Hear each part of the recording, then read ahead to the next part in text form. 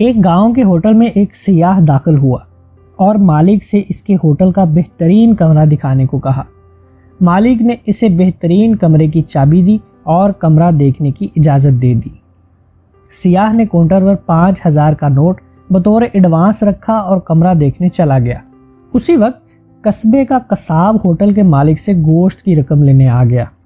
Hotel کے مالک نے وہی 5000 کا نوٹ اٹھا کر قصاب کو دے دیے، کیونکہ اسے امید تھی کہ سیاح کو کمرہ ضرور پسند آ جائے گا۔ قصائی نے 5000 لے کر فوراً یہ رقم اپنے جانور سپلائی کرنے والے کو دے دی۔ جانور سپلائی کرنے والا ایک ڈاکٹر کا مقروض تھا جس سے وہ علاج کروا رہا تھا، تو اس نے وہ 5000 ڈاکٹر کو دے دیے۔ وہ ڈاکٹر کافی دنوں سے اسی ہوٹل کے ایک کمرے میں مقیم تھا، اس لیے اس نے یہی نوٹ ہوٹل کے مالک کو ادا کر دیا۔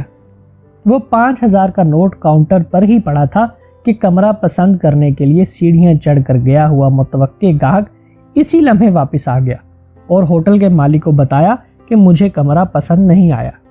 یہ کہہ کر اس نے اپنا 5000 کا نوٹ اٹھایا اور چلا گیا۔ اکنامکس کی اس کہانی میں نہ کسی نے کچھ کمایا اور نہ کسی نے کچھ خرچ کیا، لیکن جس قصبے میں سیاح یہ نوٹ لے کر آیا تھا، اس قصبے کے کتنے ہی لوگ قرض سے فارغ ہو گئے۔ حاصل مطالعہ پیسے کو گھماؤ، نہ کہ اس پر سانپ بن کر بیٹھ جاؤ کہ اس میں عوام الناس کی فلاح ہے۔